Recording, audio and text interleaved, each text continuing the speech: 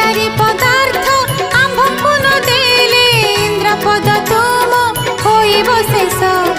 अमान्य होइले आज्ञा मोर क्षमा देबे नाही महिषासुर मेदिनी कंपीब बासुकी टळीब इंद्रपुरी हेब असुरंकर अमरावती रे अप्सरा नृत्य देखुतिले इंद्र होई मोहित ते समय पत्र हस्ते पहुँचिला सत्यवीर शुंभ निशुंभ दूत